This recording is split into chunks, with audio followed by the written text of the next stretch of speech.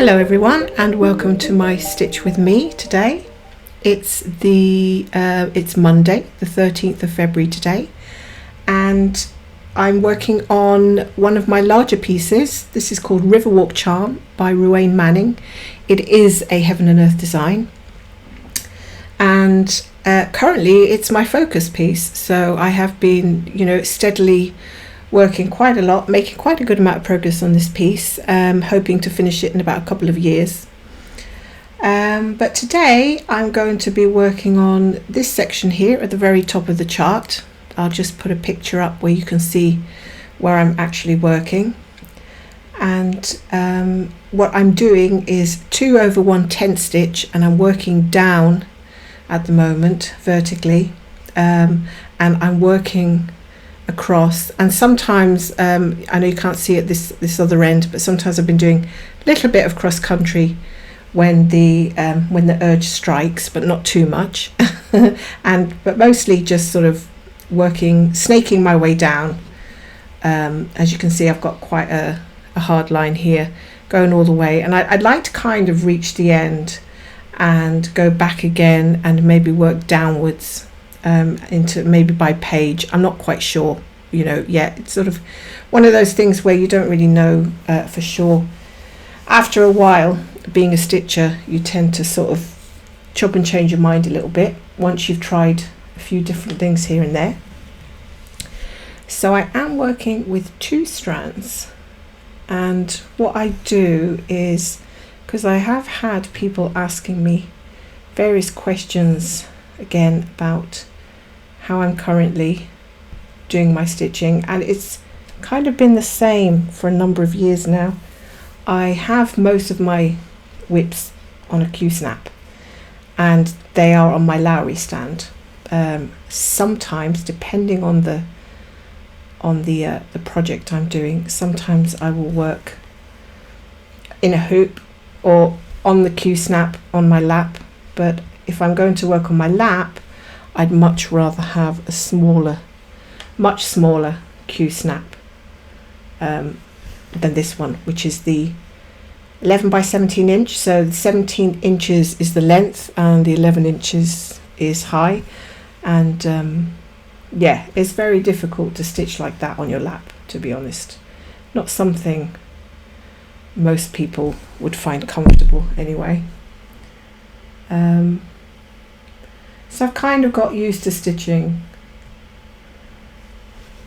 on large Q-snap on my Lowry stand, and it just sort of works fine. Well, it's a little bit wobbly, but I've kind of got used to the wobble. It doesn't really bother me much. It doesn't prevent me from poking my needle in the right place anyway, so it's not a huge problem. And I know that this method, well, actually it's funny because some people say that this method is a lot slower. Granted, if you're going to do extreme cross country, that is going to be quicker, but I guess it really depends on which way you look at it, because some stitchers just not very good at counting, and then I think you'll find that you might think you're making progress, you might think you're making fantastic progress, but if you don't have a grid and you're running on ahead of yourself because you're all excited that you're doing it so quickly, well, there's been a few horror stories, let's say, of people making mistakes and then having to frog tons of stitches because they're like one stitch out to the left or to the right or up or down, whichever way it is, and it just makes all the other stitches after that wrong. So that's one of the things I'm always really wary about when I'm stitching. So sometimes I feel like it might be a slower process to sort of do this one stitch at a time business, but ultimately there's less mistakes, and of course you know that you're not going to have to go frogging beyond, say, a 10 by 10 square or anything like that, which even that, to be honest, to frog a 10 by 10 square on a small count with such small stitches and 2 strands is practically impossible, because I find that, you know, the thread starts to fray, it all gets really nasty, and no, nobody wants to do that. So slow and steady wins the race, as they say. I always find myself, no matter what way I try to do in different techniques and things, I always find myself coming back to doing 1 stitch at a time consecutively, either in blocks or in diagonal. And I have started doing diagonals again, some of the other projects I'm working on. I just find diagonal interesting. It's not far different from doing blocks, it's just sort of the same, but you're doing it obviously in a slant rather than with a vertical line. So I do like changing up a little bit. I don't like to be stuck with the same direction or the same same path all the time. I feel like, you know, every so often it feels like, not that, you know, when you're doing the same whip for a while, sometimes you need to change it up. So you feel like, oh, I've started a new whip, but you haven't. All you've done is start a new technique, which is quite amusing. It kind of works psychologically.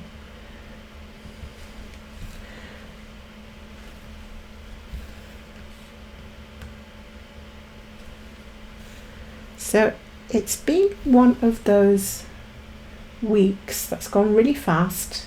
There's been usual stuff going on. My son has finished school this week, so he's not at school until the week after next, and so he's just kind of chilling out this week, because he's kind of at that age where now he's got to start thinking about his future career a little bit more, and it's really difficult for our teenagers to really know what they want to do sometimes, because I mean I didn't know what I wanted to do way into my 20s, let alone when I was a teenager. So it's a bit of a pressure on them, and so we've kind of been, you know, in touch with the school and talking about subjects and talking about career choices and stuff like that, and hopefully we can all sit down very soon and look at all the paperwork that we have, so he can make some kind of a decision, and if not a decision, at least a tentative decision, like follow some kind of path for the moment, which is based on his interests, which are all about computers. In my family it's all about computers and programming and coding and gaming and all that kind of thing, which I think is really popular today. And it's great to see so many women taking up programming roles as well, which is something that was never, or would never have been, anything I could do when I was at school, apart from the obvious fact that there was nothing like that at the time. There was no when I was a teenager, we just about had, no, we didn't have the internet at that point. We didn't have computers at that point. I don't remember actually getting a computer until I was about 21 or 22 years old. So I've got feeling pretty old now. So I kind of missed out on those social media activities, which in a way I don't feel bad about, because let's be honest, there has been a lot of controversy about the use of some of these online apps and games and things, and I just think that, looking back, I got on okay without that stuff, you know. But I guess what you don't have, you don't exactly miss, right? But knowing how things are now, would I like that sort of thing when I was a teenager?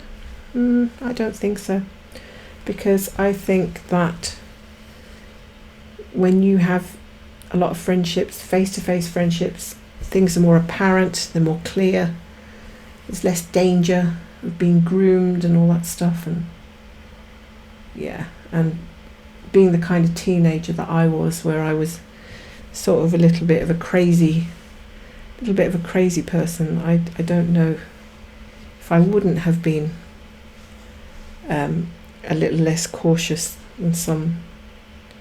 Like, I might have been, you know, willing to just go and meet people or whatever from that I chatted to, which could end up with all sorts of problems. But so I'm kind of glad that, for me, it was just the good old fashioned. We'd all go to a cafe and have burgers and chips, and then we'd all kind of hang out in one area, and then we'd all go to like the disco or something. So it was all kind of really innocent and open. And of course, I tend to think that people are much more well behaved with each other in person than they are hiding behind a screen. So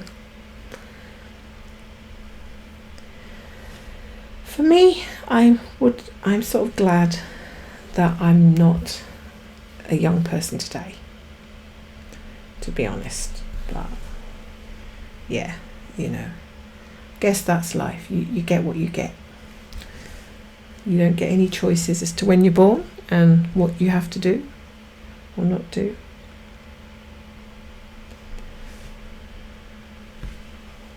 So not too much counting here at the moment. What colour was that one? 1, 2, 3, 4, 5, 6 stitches there. I think I'm forgetting to mark them off, to be honest, which is my downfall when I'm doing a stitch with me. 1, 2, 3, 4, 5. I've got 6 stitches done there. So why haven't I marked off 6 stitches? 1, 2, 3, 4. And that one. No, see, I've got confused again now.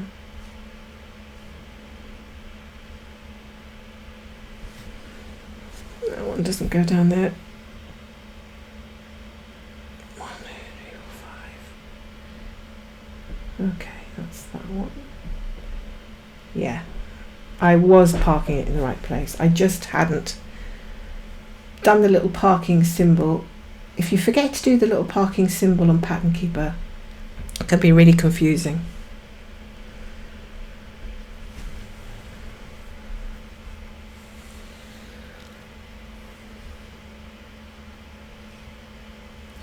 So this weekend, my husband and I went into the town.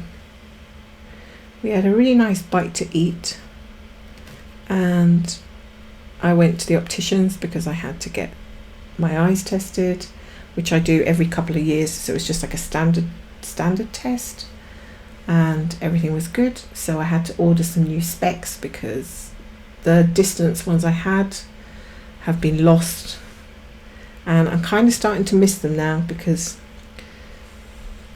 normally I can sort of get by without my distance glasses, but it's been starting to kind of irritate me a little bit lately, because I feel like, you know, when the days are a little bit low light or foggy or something, it really is a lot harder to see things at the distance or even the near distance, and getting kind of tired of sort of squinting and squirming a little bit.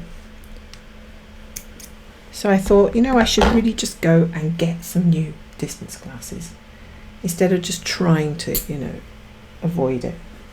So I'm glad I did that. I just need to get a new thread here. Glad I did that. And whilst I was at the Opticians, my husband was kind of like, you know, skulking around waiting for me. Then he said, there's some really nice rings in this jewellery shop just around the corner. So I said, oh, okay. Like, I'm not really a jewellery person, and all my family kind of tend to know this, so they don't buy me jewellery for like gifts or anything. I just really don't get on, apart from the fact that if it's not something like pure gold If it's anything that's got nickel in it, I will just scratch and scratch and scratch until I make my ears bleed or my wrists bleed. I just can't really. And I find things, metals so close to my skin doesn't really work. I just am not really comfortable wearing things around my neck. I get itching around my neck. Just nothing seems to make me comfortable. So I said, oh, you know what I'm like. So I said to him, okay, I'll go and have a look then, but I'm not going to promise that I'll want anything. So we went down to this, after my appointment, to this jeweller's here in Scotland, up in the high street, and he led me over to have a look at these gorgeous rings. And I have to say, was actually tempted to try them on. The only thing is, I have kind of got really wary about wearing rings, because a few years ago, I think it might have been the time when I was pregnant with my son, and I was getting swollen fingers and stuff at that time. I don't know why, but I had put a ring on and my finger had puffed up, and I couldn't get the ring off my finger. And I started to panic, and that's the worst thing you can do, because panicking, I started pulling and pulling and pulling until my finger was like a sausage, blown up and red and really sore. And I panicked even more because my finger looked like it was gonna, explode. And I literally went running.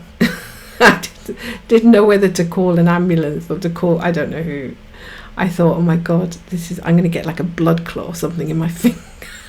And then I was like running around like a headless chicken in a panic. I ended up running into a jeweller's because I thought they're going to have all the tools you need for like cutting metals.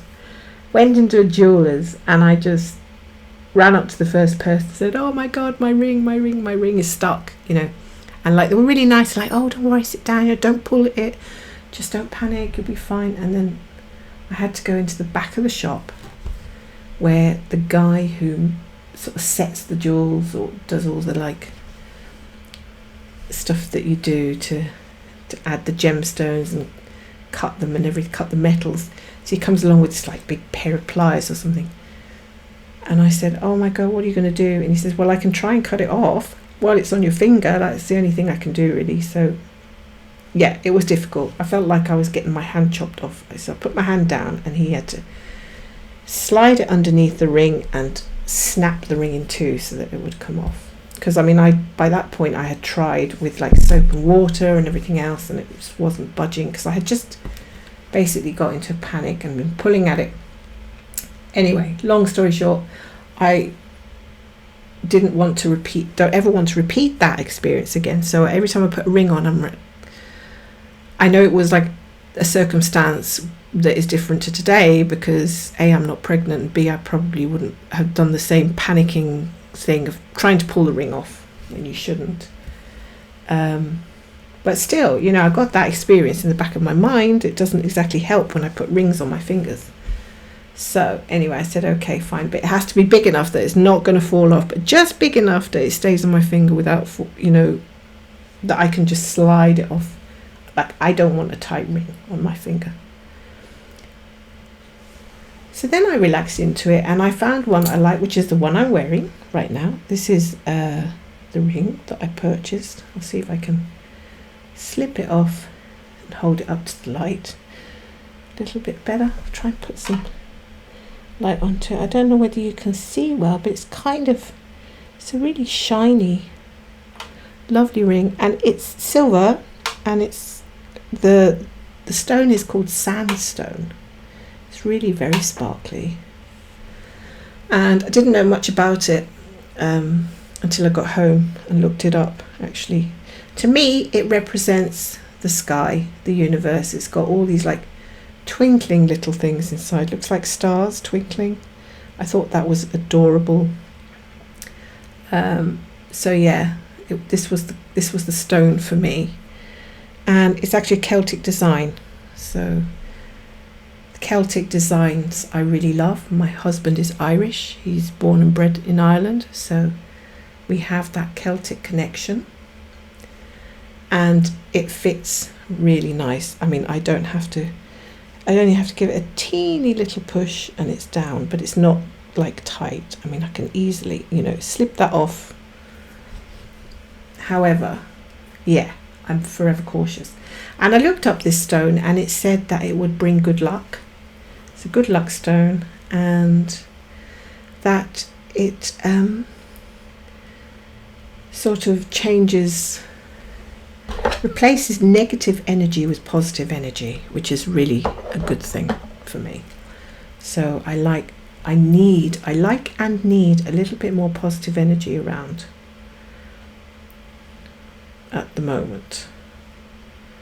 So all in all, I think it was a good choice. And I like to buy things. I like to purchase things not usually because of the way they look, but they have to have some kind of meaning for me. Some kind of, doesn't necessarily have to be spiritual, but it needs to have some kind of meaning. Otherwise, I really don't see the point of having it. Which I know sounds silly because I'm not hugely a cosmetic person, to be honest. Now, where am I parking this one? 1, 2, 3, 4. Down here. I'm not hugely a cosmetic person. I mean, I wear very light makeup. I don't like caking my skin with stuff so that my skin can't breathe. I like my skin to feel really naturally clear, with nothing. I couldn't bear to wear layers of makeup and my eyes sort of heavy. No, I think I'm much more, I like things lighter and freer. That's just my nature. I much prefer simplicity to anything complicated. I guess that's just the way I'm inclined to be. Now I'm going to go over my line and do a stitch here over the line because I don't mind feathering a little bit, and also because it's just that one stitch is close. That one stitch is next to my square, so stitch in that colour. Why not just go ahead and do it? There's no reason not to be honest.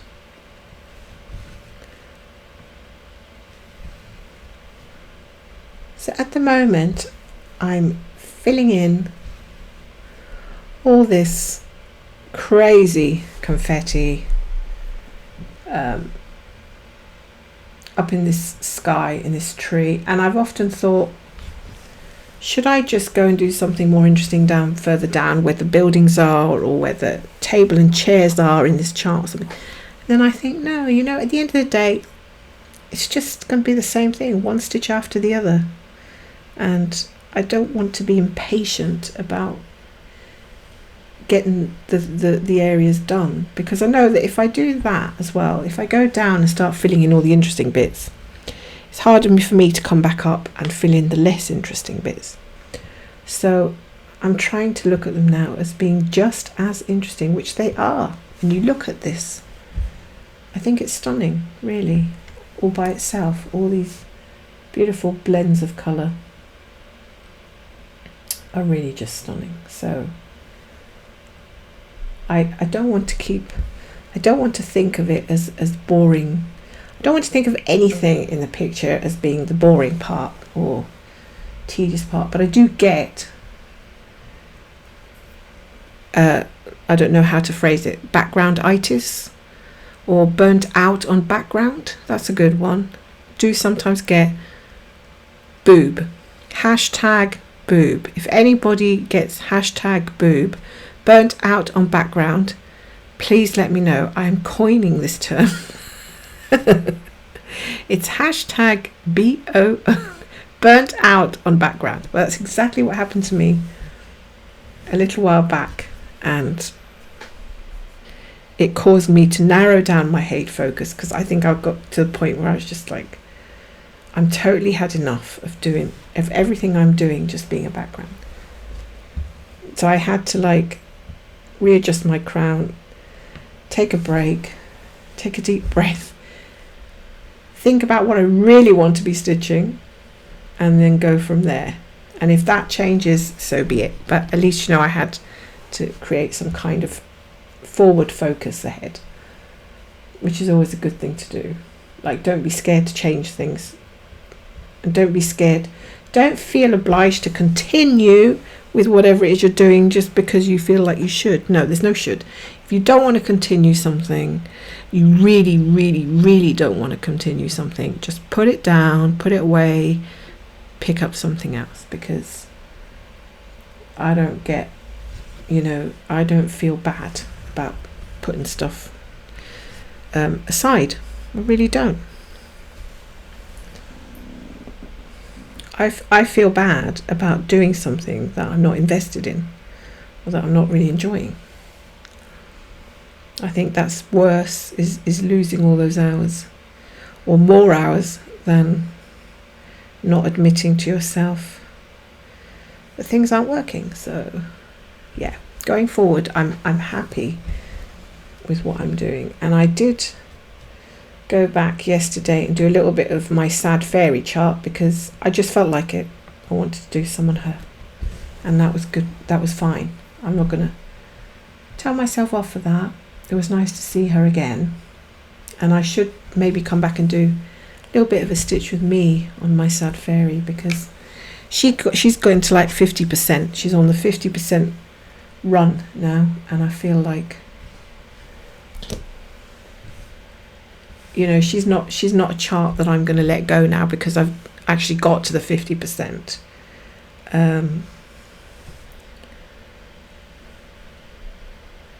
So she's always going to be there for me to pick up at some point, whether I want to continue doing some this year or not, or if I just want to get her out every so often, that's fine. I'm not really too fussed about it, but I have made a sort of solid decision to make this the focus piece this year, and I think next year also. Okay, I don't know what I'm looking at here. Okay. And that's it. I really want to get Riverwalk Charm to about, I don't know what percentage I can get it to this year. Possibly 30%.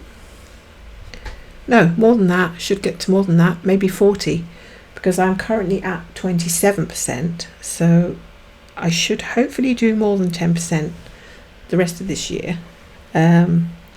So I think that I will get, let's see, possibly 40%. I dare say, I daren't say 50, because that sounds like too much to me, but who knows. It seems to take a long time to get to 50% on these huge charts. Okay, so that isn't too difficult. Snaking down like that can be a really simple way to go. Not too much counting involved there. Sometimes I just get too tired for the whole counting. I'm kind of got one eye stuck on my laptop, one eye stuck on Netflix, and one eye stuck on this, and I think there's more chance of me making loads of mistakes if I start running on ahead, which I have done a few times. I've got completely gone on crazy mode and just sort of been in the middle of my snaking, and the next minute I'm down here somewhere with one thread. You know, like if I just kind of bolted like a horse bolting out of the stable. It's just a bit crazy, really. Okay, that's not the colour that I need. The colour I need is here, which I thought I had already put in there, but I haven't.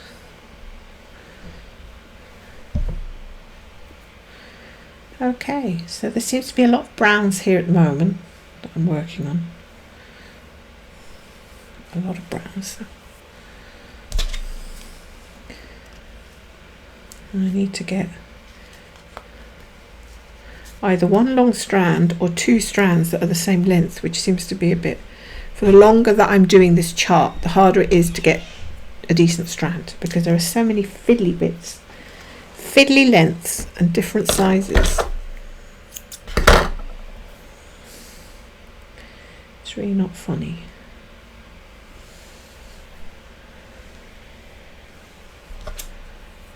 Oops.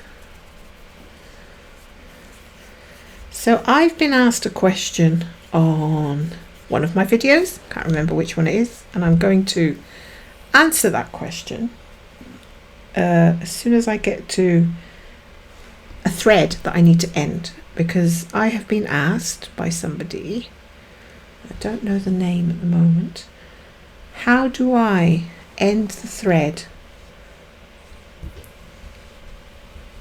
and it get covered at the back. So I'm going to show how I do that. Don't need to end a thread at the moment, but as soon as I have to go and end the next one, hopefully I'll remember to show you what it is I'm doing again, just like a sort of recap. That goes in there.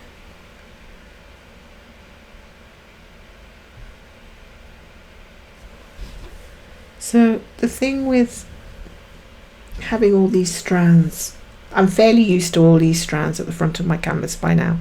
I've worked with park threads for probably about 2 years now, so I'm well used to them. I'm very used to threading them, starting them, ending them. It's kind of like second nature for me now. And the threads that are hanging here do not bother me, because I'm not, well, at the moment I'm not going too far down. I'm just going from one row to the row beneath, parking it beneath, or if anything just the one below that. Oh look, I have to end this thread. Let's do it now. So I was asked, when I end my thread, and don't forget I'm working 2 strands, how do I make sure that it gets covered at the back, and because I cut it fairly short. Now I've seen most people, what they do is when they pull a thread through the front like this, they leave quite a bit of a tail, or they kind of do this thing where they come up one hole, go down another hole, and then up another hole. So they've got these like really intricate looking threads sticking out. What I do is I make sure that when I end it, it's going to be, see, I'm working snaking down, so I'm definitely going to be covering everything in these 10 stitches by 10 stitches going downwards. Everything's going to be covered behind there. So when I pull my thread straight down the back in a line, like I'm not going to park it, I'm not going to end my thread right up here, because that wouldn't make sense. I want to end it where I'm next going to be stitching a lot. What I do is, I know it's a very small stitch, square, but instead of bringing up my needle, which is quite blunt actually, so it's might be a bit more difficult if you've got a blunt needle, you might want to do it with a sharp needle, but I've got used to doing it now. I don't push it through a hole, I push it through the middle of the square, so that there's a little bit of tension there. So I'm only like 1, 2, 3, 4, 5, 6, about 7 to 10 rows down, let's say, and I try to get it through the middle of the square. As soon as I can feel like a little pop there, it kind of popped for me in the middle of a square, not in any of the holes around it. So I hear that pop and I bring it through. And the one thing I do want to say is don't pull tightly, because when you cut, it'll kind of ping back and draw itself back out, and that's when it'll come out, is when you pull it, cut, it'll just kind of, like an elastic band, it will stick out the back. So leaving it relaxed, I will then cut the tiniest tail. I mean, that I can see it. I don't know if you can see that, but there is a tiny tail there. Now, if you push that in, obviously with a snag, nabbit, or whatever it is you push it in with, that is going to go through to the back. So I know that I haven't had any problems so far. Now I continue snaking down. Chances of that being covered up at the back in the next 10 rows is pretty high.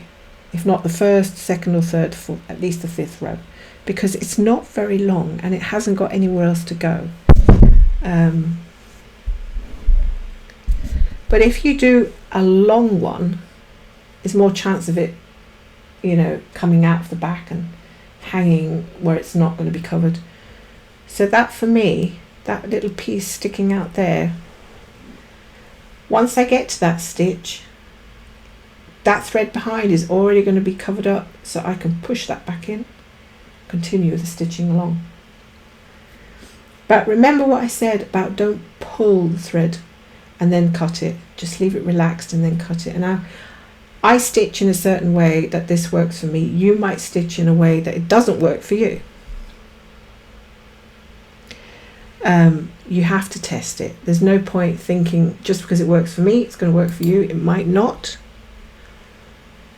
That is just the nature with stitching. Everybody handles things differently. And that's why things work for some people and not others.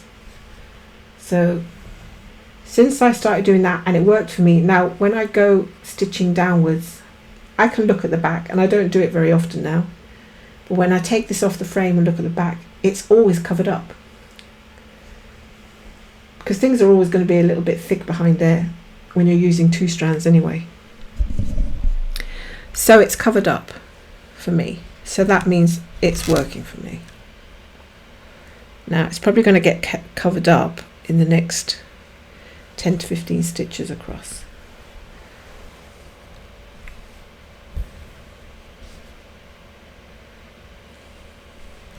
But I think if that doesn't work for you, you really have to try another method, a method that does work for you.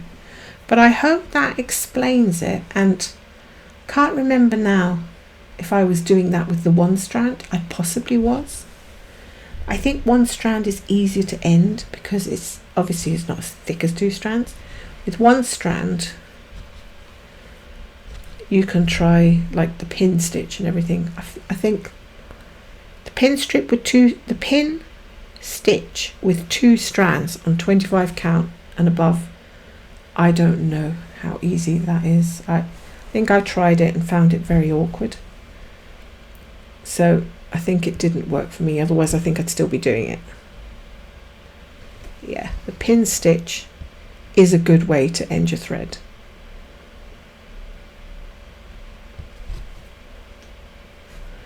But I think I would probably be using a higher count for that, and also 1 strand.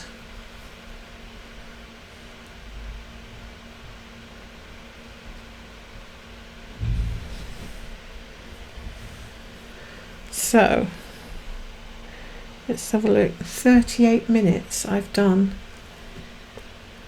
70 stitches more or less. That's not too bad. And I've been going stitch after stitch after stitch and talking at the same time, so that can't be too difficult. I always go slightly faster if I don't have to speak, obviously.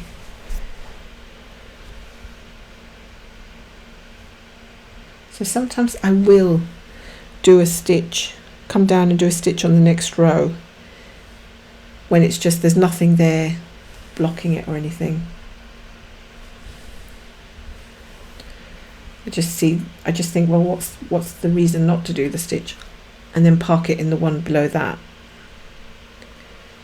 I think it's more about what makes you feel comfortable at the end of the day. You know, everybody's got a certain comfortable level, certain comfort level with their stitching.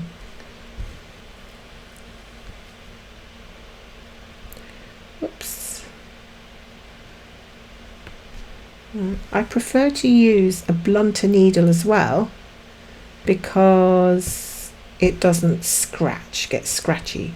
If I use a sharp needle, it's better at going through the hole, but it's harder to actually find the hole because you're kind of scratching around the back. With a blunt one, I've just got used to, yeah, finding the hole. So there's no scratchy noises involved. Don't really like when the needle is scratching around.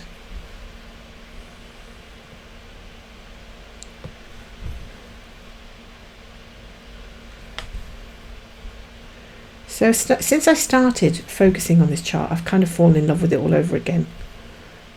I think there was a period where I got a bit tired, and then I didn't look at it for a while. Then when I brought it out, I thought, oh my god, this really is such a nice chart. Oh, so we've got, did I just stitch over that stitch? I stitched over a ninja stitch. Well, it's also a brown colour, so I'm not going to unpick one stitch. Not going to unpick one stitch if it looks pretty much the same to the one beside it. And look at where I'm stitching, all up in this tree. I mean, I don't think anyone's going to even notice unless they're a genius and psychic at the same time.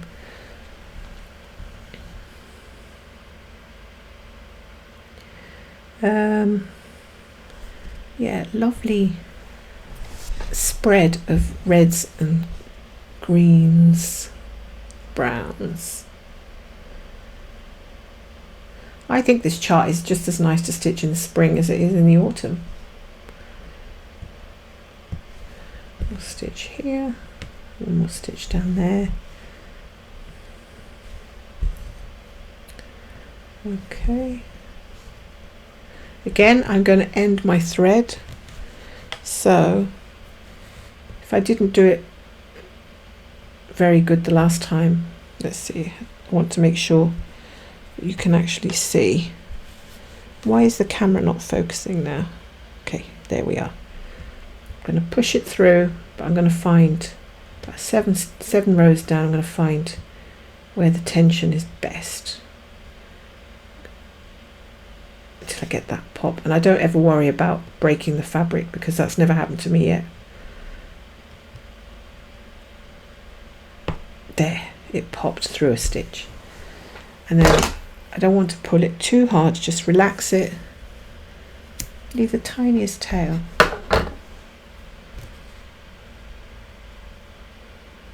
Yeah. Did I miss doing a stitch though? No, I did this. I thought I'd ended it without doing all the stitches. Okay, and that is just, I mean, if it works for you, that is just such a quick way to end your thread, right?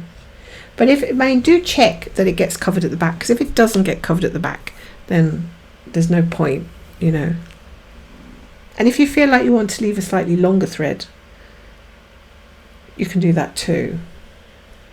Although I find that with 2 strands on 25, things can get pretty bumpy and bulky, so I don't want to have too many long strands at the back. Now, if I'm working in hand, I will definitely run my stitches under other stitches at the back. I won't be doing what I did just there, because what's the point of doing that when I can actually just turn it and end my thread?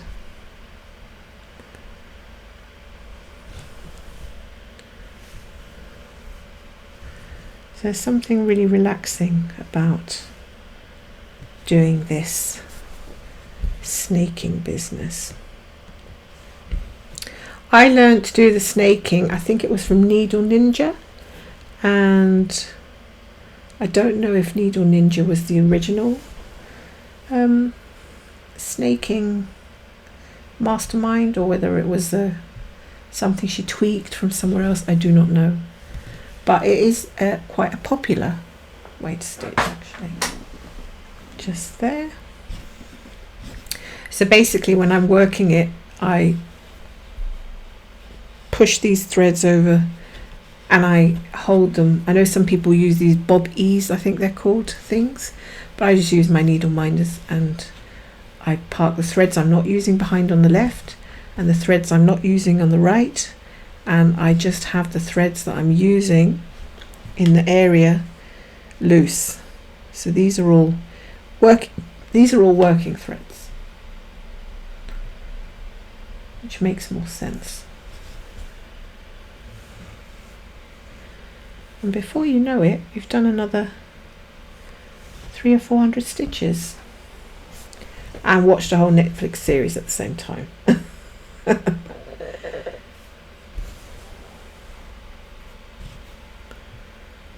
we go.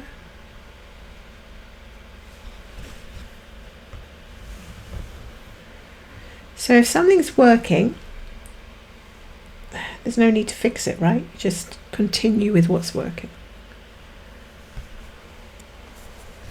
Okay, so I'm going to end this thread now because there's no other stitches. I will only park on one square to either side, either down or to the right, or even to here. I'm not going to take my lengths too far because yeah, I don't want to jam up the back with too much thread traffic.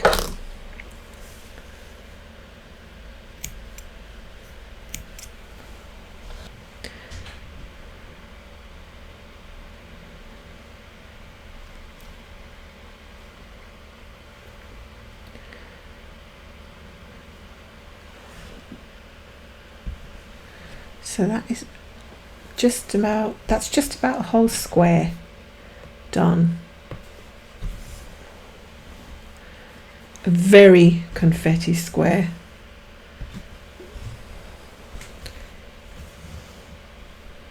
In under an hour,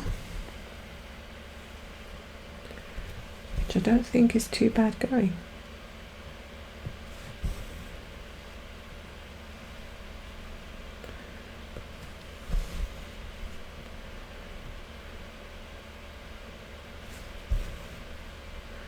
I think if you like 10th stitch, then it's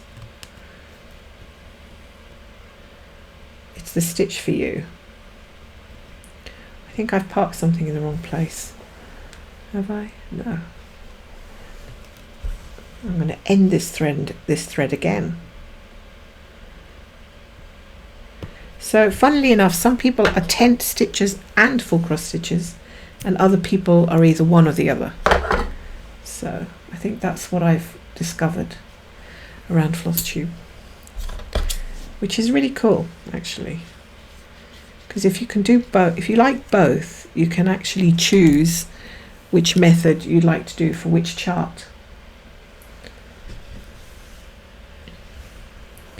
So if you like the textured look of tent and the slightly increased speed of tent, you can go with that one for your full coverage.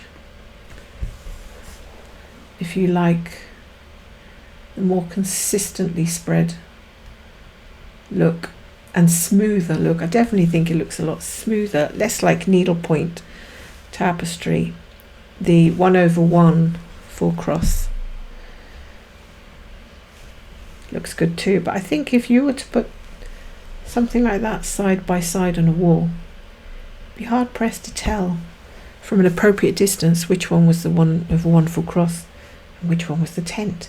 To be honest, I don't think I could really tell unless I was peering at it, and then secondly, if I was a actual stitcher, because anyone that's come into my house and looked at my my heaven and earth design on the wall has never said to me, "Oh, so you've done 10th stitch," or "Oh, you've done the 1/1." No, nobody's ever said that.